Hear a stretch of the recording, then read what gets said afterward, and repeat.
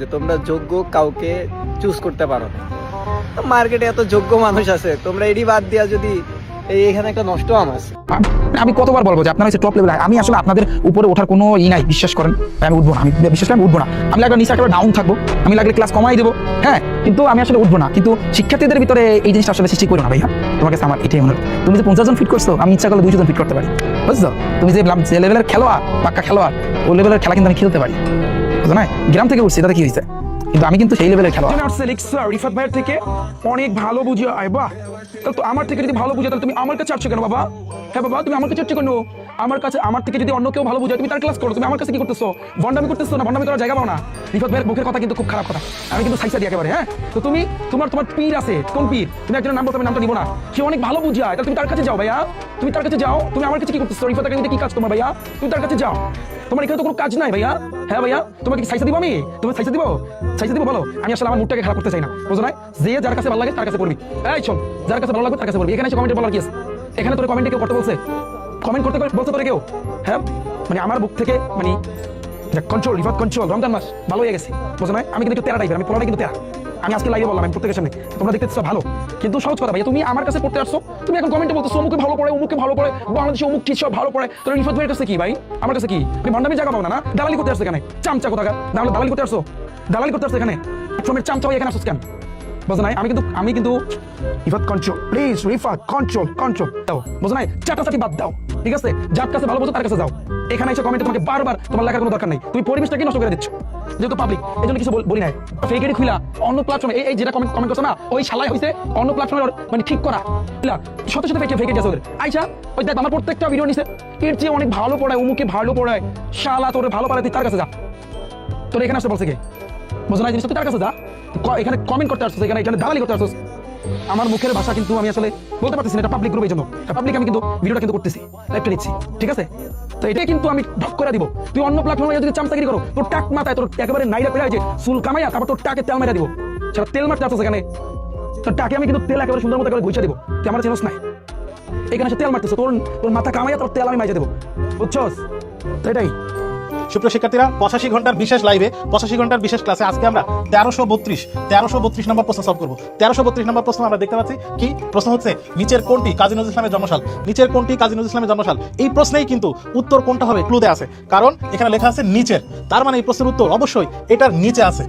সেটা হতে পারে এইদিকে অথবা এই পাশে, তার মানে এই প্রশ্নের উত্তর নিচে আছে, এটা কিন্তু প্রশ্নে বলে দেওয়া আছে। এখন আমরা দেখি যে নিচে আসলে কিভাবে উত্তর আছে। আচ্ছা, আমরা জানি যে সাদিক কাইমের বিয়ে হয়েছে 13 তারিখে, মে মাসের 13 তারিখে।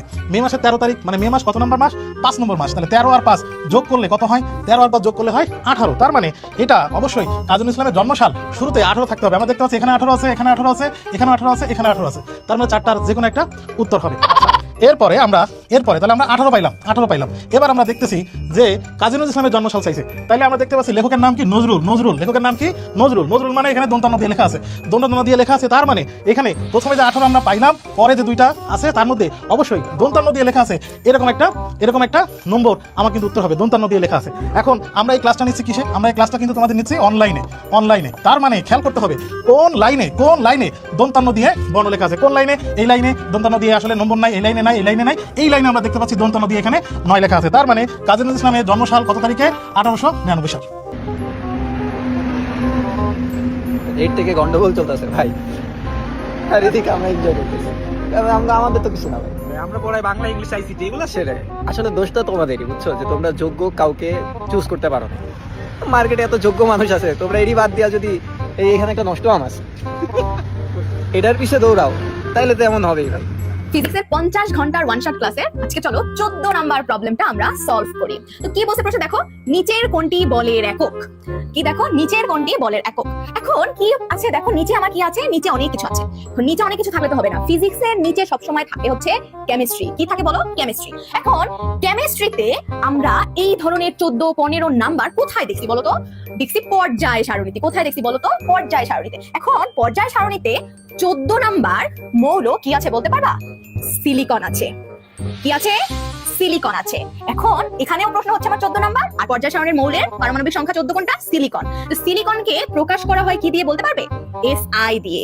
আর SI দিয়ে কি হয় জানো? SI দিয়ে হয় সিঙ্গেল। আর সিঙ্গেলকে জানো? সিঙ্গেল হচ্ছে আমি।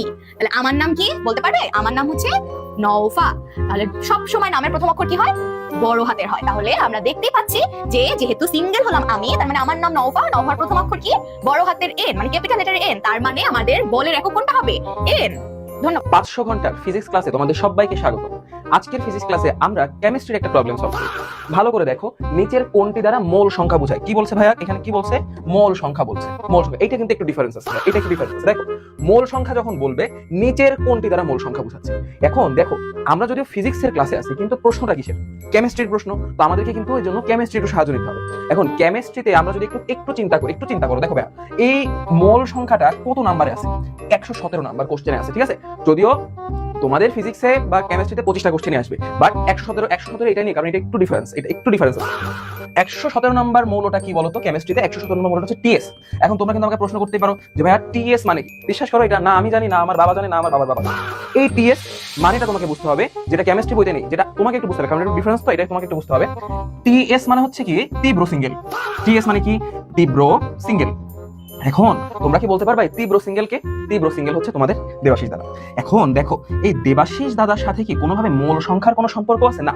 কিন্তু দেবাশিস দাদা কি বলবে বলেন তো? দেবাশিস দাদা বলবে কি, এই দেবাশিস তো লাস্টের নামটা কি? লাস্টের নামটাকে সে হাতিয়ে নেওয়ার চেষ্টা করবে, ঠিক আছে? দেবাশিস হালদার কঙ্কন নামটাকে হাতিয়ে নেওয়ার চেষ্টা করবে। তো তাহলে আমরা এই কঙ্কন নামটা যখন লিখে ফেলবো, দেখো KN তো দেখো, এই যে দেবাশিস যে কথা, কঙ্কনও কিন্তু একই কথা, মানে ওই যে ওই তীব্র সিঙ্গেল, দুজনে কিন্তু তীব্র সিঙ্গেল আসলে, কারণ দুজনে মানুষ এক। এই যে কঙ্কন, এখানে খেলাটা ভাইয়া, এখানে খেলাটা, এই লাস্টে দেখো এনটা একটু খেয়াল করো, এন মিলে যাচ্ছে, এই এন মানে হচ্ছে মূলত মোল সংখ্যা। এই যে দেখো ভাই, এটাই হবে। কি ক্লিয়ার ভাই? এটা কিন্তু একটু ডিফারেন্স আছে, এটা তোমাকে এইভাবে একটু মনে রাখতে হবে। এটা তোমরা মনে রাখো, এটা আমি পরের অধ্যায়ে গিয়ে তোমাদেরকে বুঝাবো। 26 ঘন্টার ওয়ান শট ক্লাসটা কিভাবে 3 ঘন্টায় করা যায়, এটা নিয়ে কিন্তু আমার 6 ঘন্টার আরেকটা ভিডিও আছে। আমরা এখন আরেকটা প্রশ্ন জানবো। দেখো, এই প্রশ্নটা হলো 3430 নম্বর প্রশ্ন। রক্তের রং লাল হয় কি থাকার কারণে? ভাই, কে বলছে বায়োলজি মুখস্থ করতে হয়? তুমি বায়োলজি মুখস্থ করবে না, তুমি বুঝে কিন্তু মনে রাখতে পারবা। তাহলে 3430 নম্বর প্রশ্ন কি? রক্তের রং লাল হয় কি থাকার কারণে? একটু অপশনগুলো পড়ো। কি থাকে এর মধ্যে? আয়রন থাকতে পারে, অথবা রক্তের মধ্যে কেউ যদি লাল পানি খায়, তোমরা জানো দুষ্ট পানি, লাল পানি, এটা খাইলেও তার রক্তের রং লাল হয়ে যেতে পারে। অথবা কেউ কি করছে, একজন ব্যক্তিকে শুটিয়ে লাল করে দিয়েছে, এই শুটিয়ে লাল করে দেওয়ার কারণে রক্ত কি হয়ে যেতে পারে? লাল হয়ে যেতে পারে। আর একটা ঘ কোনটি নয়, তাহলে উত্তর কোনটা হবে? একটু চিন্তা করো তো। তুমি কিন্তু এখানে ভাই চিন্তা করে উত্তর দিতে পারো, মুখস্থ করার কিছু নাই, কারণ তুমি জানো রক্তের মধ্যে কি থাকে? আয়রন থাকে। তুমি দেখো তো, আয়রন মানে লোহা। তুমি তোমার বাড়ির আশেপাশে দেখছো কোনো লোহা যদি অনেক দিন ধরে মাটিতে পড়ে থাকে, তাহলে সেখানে কি ধরে? মরিচা ধরে। মরিচা, এই মরিচা পড়ার পরে মরিচার যে রং, এটা কি হয় বলতো? লাল হয়। তাহলে আমাদের রক্তে কি আছে বলতো? আমাদের রক্তে প্রচুর পরিমাণ আয়রন আছে। এই আয়রন যেহেতু রক্তে আছে, আবার রক্তের মধ্যে পানি আছে, তাহলে মনে করো এটা একটা আয়রন বা এটা একটা লোহার খন্ড, যেটা তোমার রক্তের মধ্যে আছে। এখন এই রক্তের মধ্যে থাকা পানি এই লোহার খন্ডের সাথে কি করবে? বিক্রিয়া করবে কি তৈরি করবে বলো? মরিচা তৈরি করবে। মরিচা, এই মরিচার রং কি নিশ্চয়ই জানো তোমরা সবাই, মুখস্থ করার কিছু নাই। ভাই, মরিচার রং কেমন হয়? লাল হয়। তাহলে এখান থেকে তুমি এখন বুঝতে পারছো ভাই কেন রক্তের রং লাল হয়। তাহলে এইভাবে তোমার বায়োলজিটা কিন্তু বুঝে পড়তে হবে, বুঝছো? আর বুঝে যদি পড়ো, আমার ক্লাসটা নিয়মিত করো, তুমি 100% কমন পাবা। আর 26 ঘন্টার যে ওয়ান শট ক্লাসটা আছে, সেটা কিন্তু অবশ্যই করবা। হ্যাঁ, 26 ঘন্টার ওয়ান শট ক্লাসটা কিভাবে 3 ঘন্টায় করা যায়, এটা নিয়ে কিন্তু আমার 6 ঘন্টার আরেকটা ভিডিও আছে, তো ওইটাও তোমরা দেখে নিবা। তো দেখো ভাইয়া, এখন আমরা আলোচনা করবো। দেখো, এখন আমরা 3429 নাম্বার যে প্রশ্নটা, এটা আলোচনা করবো। আজকের এই 3400 প্রশ্নের মধ্যে তুমি কিন্তু 25টা প্রশ্ন মাস্ট কমন পাবা পরীক্ষা। এখান থেকে 25 তুমি পাবাই, তুমি লিখে নাও। এই যে একটা অধ্যায় থেকে মাত্র আমরা 3400 কোশ্চেন প্র্যাকটিস করছি, এখান থেকে তুমি কিন্তু 25টা প্রশ্ন পাবা, এটা লিখে নাও। এবং লিখে নেওয়ার পরে যখন কমন আসবে, তখন কিন্তু এই ভিডিও দিয়ে তোমরা ওই অনেক সিগমা ভিডিও বানাই ইউটিউবে ছাড়বা। তাহলে দেখো, আসলে এই প্রশ্নটা আমরা একটু দেখি। প্রশ্নটা দেখো, নিউক্লিয়াসের নিচের কোনটি থাকে? ভাইয়া তুমি চিন্তা করো, ভাইয়া তুমি পারবা, এটা অনেক সহজ, তুমি এটা পারবা 100%। তাহলে প্রশ্নটা কি? নিউক্লিয়াসের নিচের কোনটি থাকে? নিউক্লিয়াসের নিচের কোনটি থাকবে? তাহলে ভাইয়া উত্তর কি হবে বলো? উত্তর হবে প্রোটন। উত্তর হবে কি? নিউক্লিয়াসের নিচের কোনটি থাকে? উত্তর হবে কি? প্রোটন। এটা মুখস্থ করে নাও, এটা কিন্তু পরীক্ষা থাকবেই। তাহলে আমরা মুখস্থ করে নিলাম, নিউক্লিয়াসে কি থাকে? প্রোটন থাকে। বাকি অপশনগুলো আমরা একটু দেখে অ্যানালাইসিস করে। Electron, neutron, chromosome. দেখো ভাই, আমরা যে 3429 নম্বর প্রশ্নটা করছিলাম, নিউক্লিয়াসের নিচের কোনটি থাকে, তাহলে উত্তর কি হবে বলতো? উত্তর কিন্তু প্রোটন হবে না। কি কারণে হবে না বলতো? তুমি কিন্তু জানো না যে এটা বায়োলজির নিউক্লিয়াস নাকি কেমিস্ট্রির নিউক্লিয়াস। এইটার উত্তর কিন্তু হবে ক্রোমোজোম। জিনিসটা দেখো, তাহলে উত্তর কি হবে? ক্রোমোজোম হবে। কেন?